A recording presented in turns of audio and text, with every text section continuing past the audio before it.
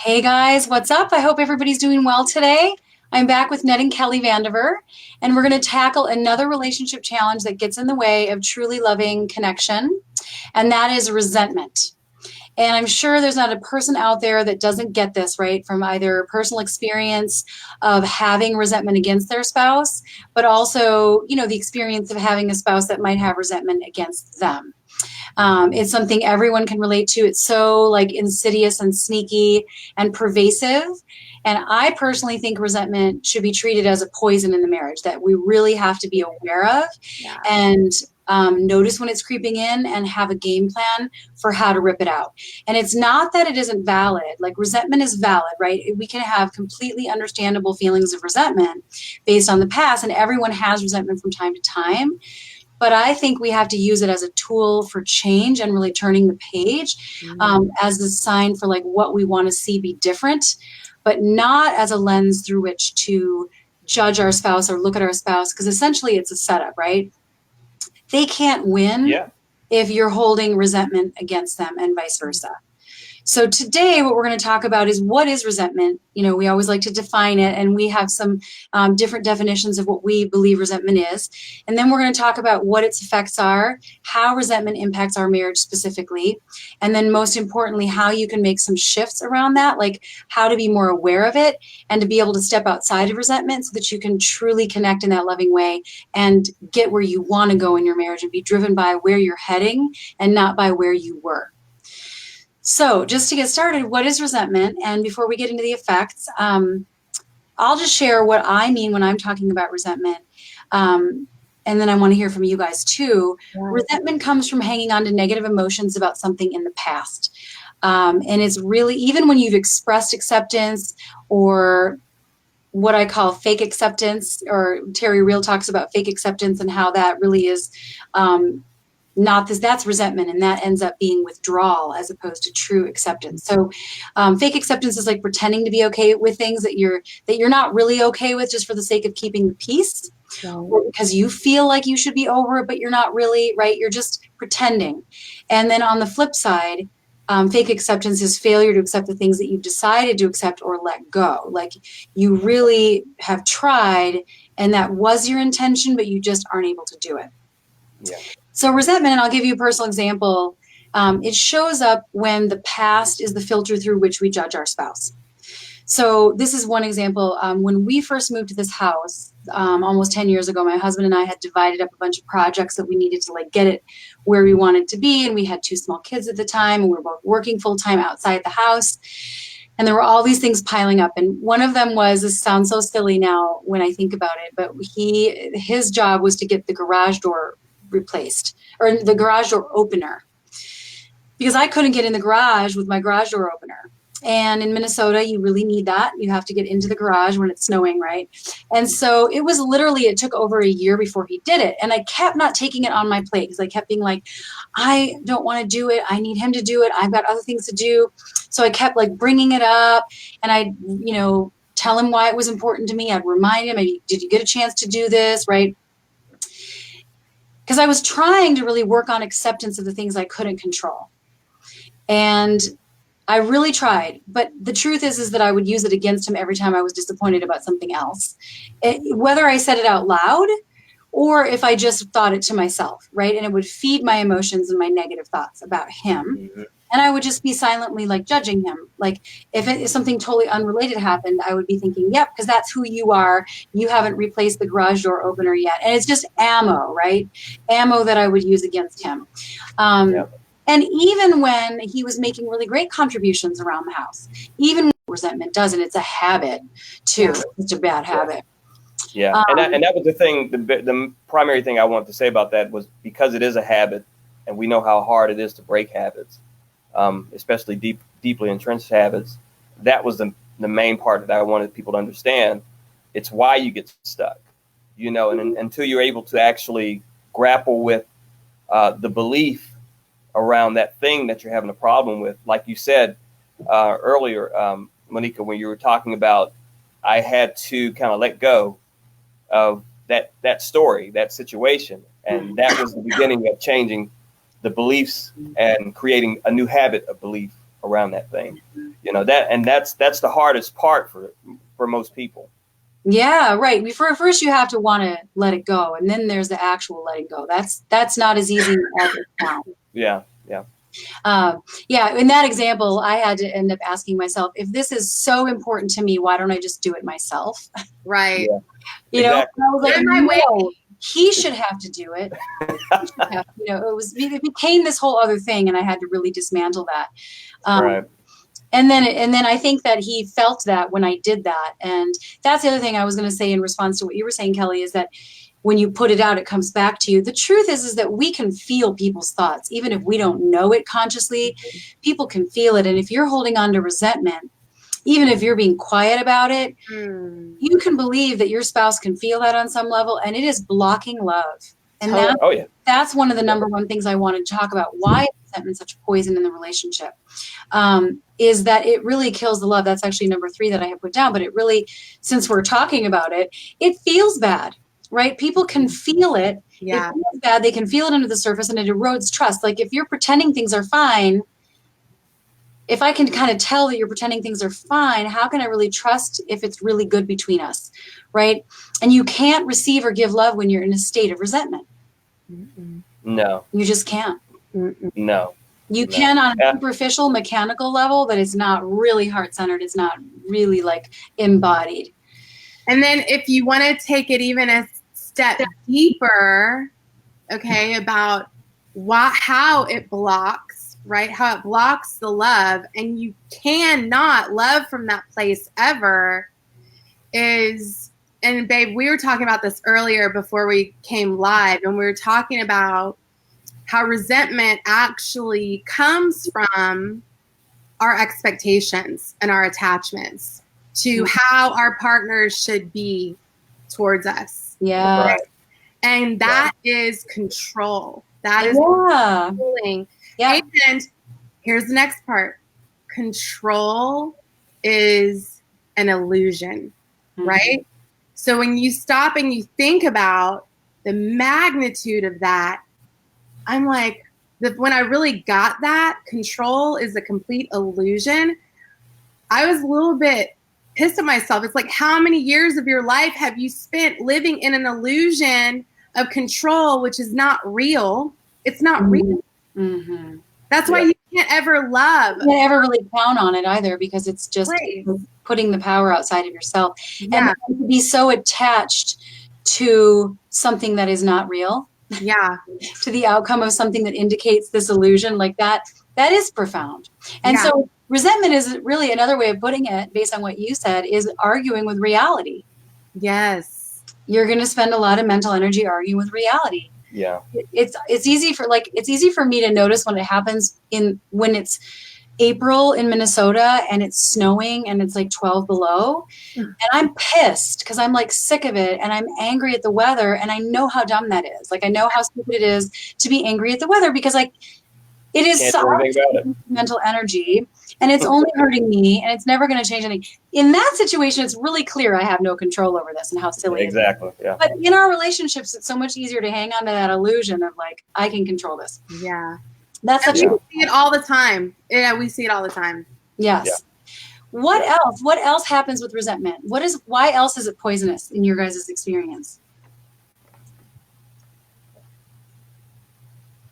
Well, I mean, it's just poisonous because you can't ever get the change that you want. You can't have a fulfilled marriage relationship living from that place. And I mean, people, you stuck. Yeah, it keeps you stuck. You're living in the past over and over again. You're bringing the past into the future.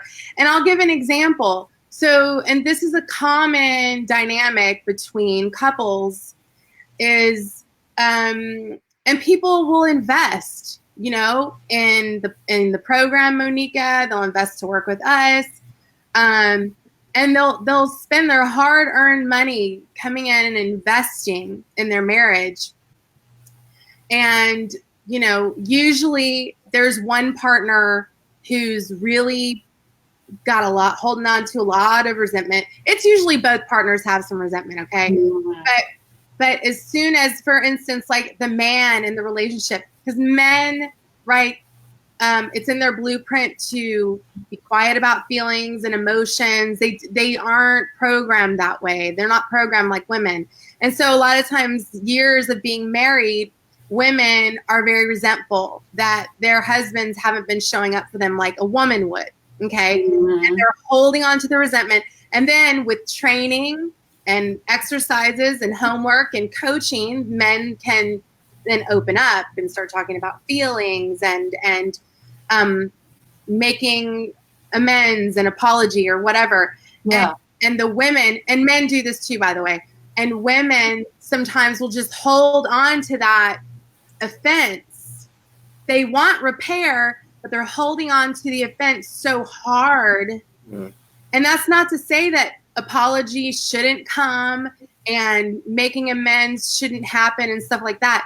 But the truth is that an authentic recovery in your relationship can never come until you let go of the past.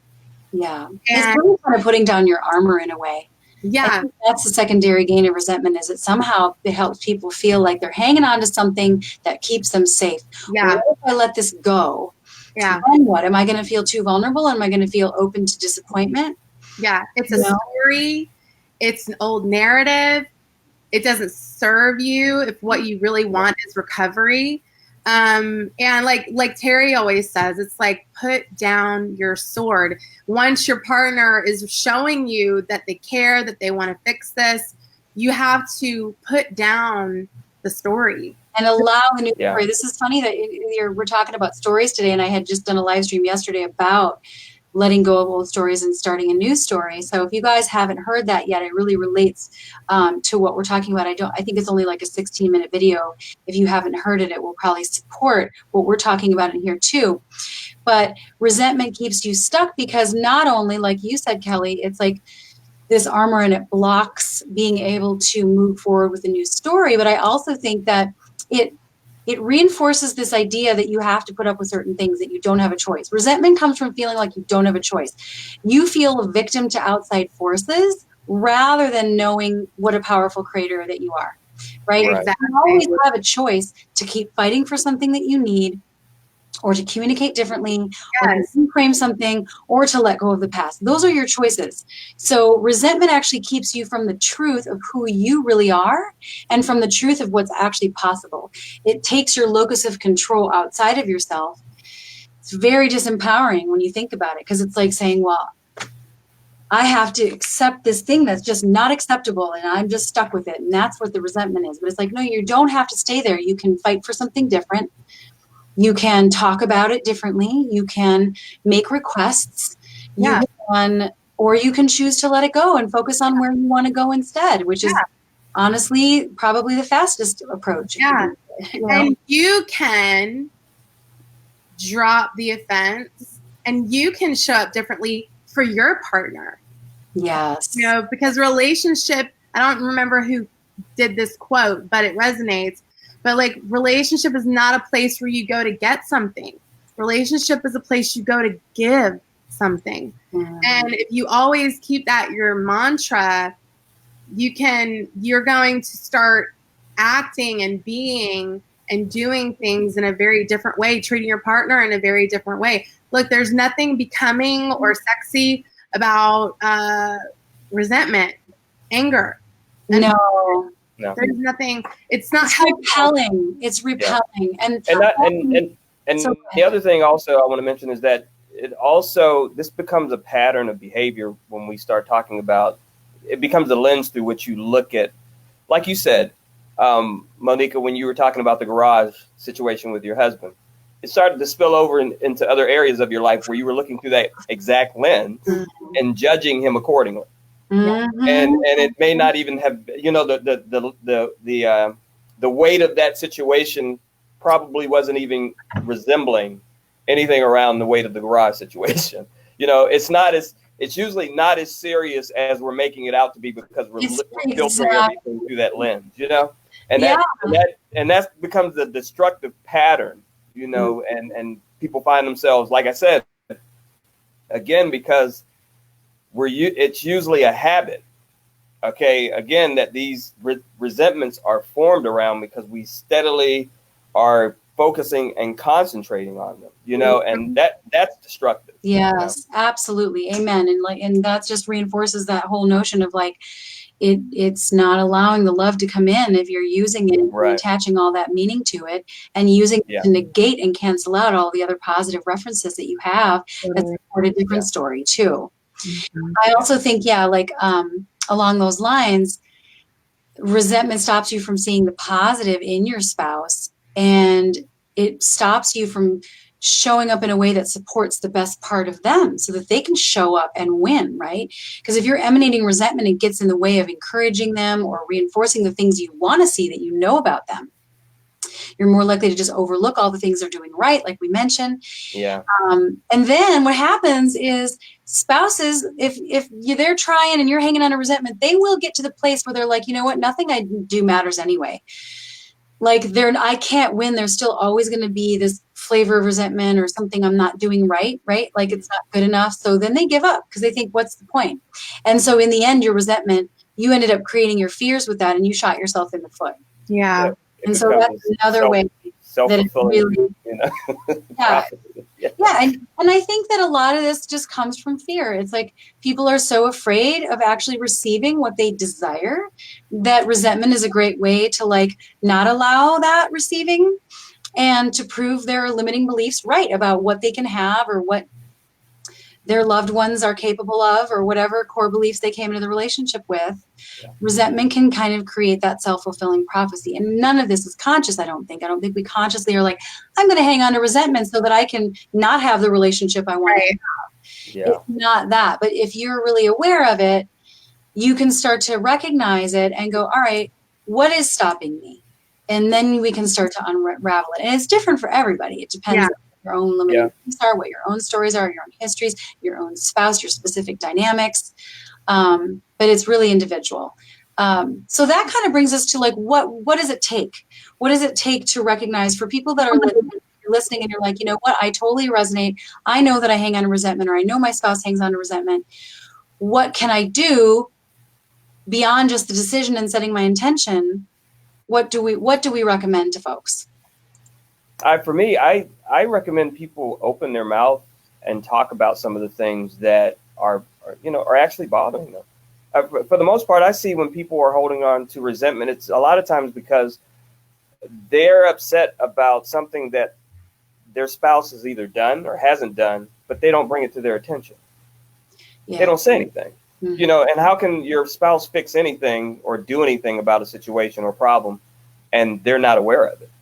Absolutely. So, I mean, you have to open your mouth and say something. I don't mean be mean about it, but I mean, you're going to carry this and it's just going to deteriorate you and the relationship even further. You're not doing anybody any favors by keeping your mouth shut. And I know, my husband doesn't mind if I share this because we talked about this, but he used to do that. He would keep his mouth shut thinking he was doing us a favor and not rocking the boat. And then when I would bring something up, he would like turn the tables on me with something that I knew nothing he was feeling. It's like, oh, I wish I would have known that. Right. Saved it up until I bring something up. And now you're turning the tables. I had no idea you felt that way. That didn't feel fair, right? But in the end, and what he would say then, he wouldn't say this now, but what he would say then was, well, I was doing the right thing by keeping my mouth. I was just trying to be gracious. I was trying to be generous. I was trying to let things slide because I want you to let things slide. So I let things slide. And in the end, it's like you have to ask yourself, it's fine if you want to let things slide, but only if you're really going to let things slide. Right. It's not letting it slide if you're going to save it up for later, and then it's going to come out at the wrong time later. So really re-examine that if you think you're doing your spouse a favor by keeping your mouth shut. So good. I agree with you 100% on that, Ned. Speak up, because sometimes even just saying what you're resentful about or just processing it, and you just need to be heard, and speaking it diffuses it. Right. And it's over now, and your spouse can get it, and they're like, okay, thanks for telling me that. That's good to know, to be aware of in the future. And now you can turn the page. Sometimes that's all it takes. Yeah. I just say, I just made a note, catch yourself. Catch yourself when you're in a negative story. Catch yourself when you find yourself in resentment and you're about to react. and the old ways that are just perpetuating the disconnect, and react in the opposite way. And there's a phrase, and I can't remember who quoted this, who said it, but I learned it. Opposite. Huh? Do the exact opposite of what your impulse is. Yeah. And I wrote this down. Treat someone as they are already the person they should be.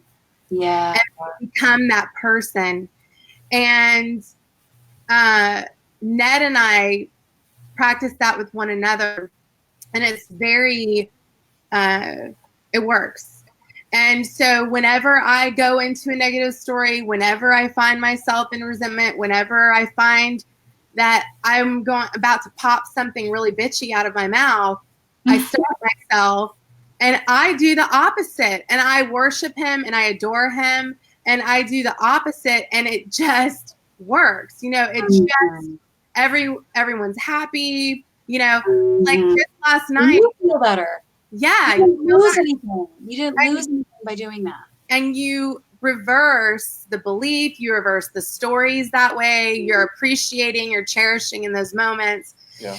And I was going to say, just last night, Ned and I were working, and we were both exhausted. Okay. We were exhausted. And I'm one of these, I'll work forever. Okay. I will work forever. Ned's like, I got to go to sleep.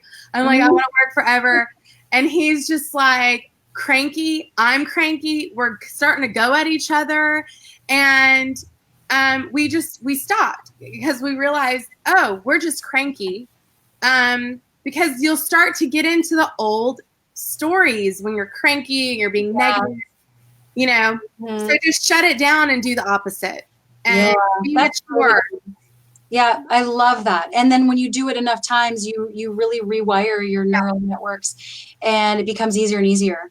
Yeah, the default. Your new default, and you realize it just how much better it feels. What became an issue is no longer an issue. Totally. The other thing I was going to suggest too is, if you're in this state where you're like, okay, I do have resentment and I'm not sure what to do about it, ask yourself, if there's something that's a thorn in your side.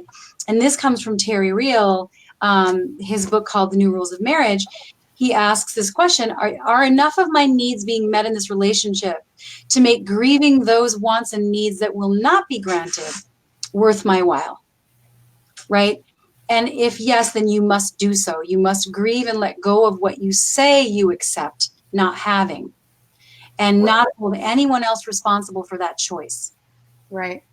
Because if the good outweighs the bad, and you're choosing to stay with that person, and you need to let go of the resentment, and you're like, I can live with this, it's not a deal breaker, then you have to do the inner work of truly doing that and not hanging on to it and holding others responsible. Absolutely. A lot of that is remembering that real acceptance is a choice, and when something isn't, either something you're resentful about, something that is not forthcoming that you have asked for, that you want to see, you can learn to experience that just as disappointment, not as rejection, not as anything bad about the marriage, but just disappointment that pales in the comparison of everything else that's good. Yeah. And moving into gratitude, which is imperative in a healthy marriage. Yeah. Yeah. And I want to say too, like, disappointment is part of relationship. It's part of life, right? Like, if you can just acceptance will be your best friend. And also, look, if you're not getting what you want right now in your marriage, it doesn't mean you're not ever going to get it. Right. Is now versus the future. Thank you for that distinction too. Yeah. That's a good point, because some people find that difficult because they think, but if I let this go, that's such a bitter pill because it's forever. But the truth is that when we let go and we move into full acceptance, we are so much more likely to get that thing we wanted all along, but it's going to come after the acceptance. So your chances of getting it go up, but you truly have to radically accept that you might not get it first. Yeah. It's just this weird irony of relationship transformation. I don't know why it's that way, but that is the truth. It is. Totally. Yeah. The other thing I wanted to mention too is that If it's a deal breaker for you, then you have to own that too and be like, I can't accept this. Then you have to get really honest with yourself and then look back at your, hold up a mirror and go, why am I still here then? I can't hold anybody else responsible for staying in something that's untenable for me. Right. And I have to be willing. And if you've tried everything to get a need met and it's clear that it's not in the cards, you may have to, it may be a deal breaker. Like there was an example in the book about, let's say if you want monogamy and your spouse doesn't. Yeah, those are different values. And that's a deal breaker, then that might not be something that you can accept. And then you have to speak up and you have to make hard choices. Right. Yeah. And that's not something we can tell you. That's something you have to know what your own personal deal breakers are and what are your big rocks, using that metaphor of the big rocks go in first, then the little rocks, and then the sand. Yeah. If it's a little rock, let it go. I had to ask myself, would I leave my husband because he's really bad at following through on things like the garage door opener? Would that be a deal breaker for me? Could I live with that for the rest of my life? And I decided that I could, even though it would be really annoying. So I was like, that's okay, because there's things that they're really important. I will just put it on my plate. Yeah. And he'll do other shit. And he does enough other stuff. It's not like he doesn't do anything. Yeah. But I could live with it. And so therefore I chose to fully let it go. And it was so liberating. Yeah. It felt so good. Yeah. It does. It does. And I used to be the kind of person that really felt like if I had to accept something that I didn't like, that meant that I was compromising myself, or that I would really that I was a weak woman, that I was submissive if I accepted that. It's not true. It was really just about taking my power back and saying the good outweighs the bad, and I'm in charge of my own experiences, and how much am I going to make myself miserable over something dumb? Yeah. Yeah, it's quite the opposite. Yeah. Mm-hmm, yeah. And it's like, I know for me personally too, like things that I've been upset about before, and I see this with clients too. It's like you're just waiting on your partner to do this thing that you could totally do yourself. Why are you waiting around and using that as an excuse? Or why you're not getting shit done. Yeah. And it's like just one of those spiritual laws too. Like if you expect something, and again, we're talking about control, we're talking about attachment. When you expect something outside of yourself, you expect something from your partner that you're not already embodying and you're not already living from that place. That's projection, that's deflection, that's totally toxic. And oftentimes it leads to disappointment. I would say most of the time. Yeah. So you're wanting something from someone else that you haven't embodied yourself yet. Yeah. And I think that's such a great question, Kelly. And that you could add that to your list of questions to ask yourself if you're kind of struggling with this issue of what can I let go of. If there's something that you feel attached to it being a certain way, like for me with my husband in the garage door opener, the reason I wanted him to do it is because of the meaning I had, which is if he does this, then that means something about him. That means something about our relationship, and that makes me feel better. And there was already enough evidence of what I wanted that to prove that I was just overlooking. And there was also a part of me that wanted to be right. Yep. And there was a part of me that would gain being right if he failed. It was sick. It was kind of sick. I'm going to show him. Yeah. And it's like, what do I get from that? Nobody gets anything from that. No. And now we have a system for tracking projects and getting stuff. But there you go. It didn't come from a place of resentful victimhood. Right. Yeah. Like you said, it's not sexy anyway. It's not sexy. It's controlling. It's controlling. Yeah. It is controlling. And control is an illusion, which means you're being controlled by the illusion of control. Yes, exactly. And that is a shitty way to live. Is that my phone? Sorry about that. That's my phone, and I don't know where it is right now. But you know what? We're wrapping up anyway for now. But I love leaving on that note. Let go of control. take back the power of what you actually have control over, which is how you feel about something, how long you hang on to something, and the choices that you're going to make about what you accept and what you don't accept, and really not to be shy around what that is. And if that means speaking up, and if that means letting go. That's such a great way of taking the power back, while at the same time letting go of the things that you really can't control and have no business trying to control. Yeah. Right. So that's a good note to leave you guys on. Also, if you guys want help with this is our specialty. We help couples transform their relationships from the inside out. And this is a really big part of it, the resentment piece and creating a new story in your marriage. Go ahead and book a call with us. It's a free call just to kind of explore and do a deep dive in the particulars of your relationship and see if that's something that we can support you in. It's just monikahoyt.com/talk. And you'll book with one of us. And like I said, it's a free call. Also, if you want to, if you have any questions about what we're talking about, either live, if you're listening live, or later in the recording, go ahead and put them in the comments below, and I promise you we'll go through and answer those questions. Yeah. And that's it. Thanks again, you guys, for joining me. This was really fun, and I look forward to talking to you guys next week. Awesome. Bye, everyone. Bye, everyone. Have a good weekend.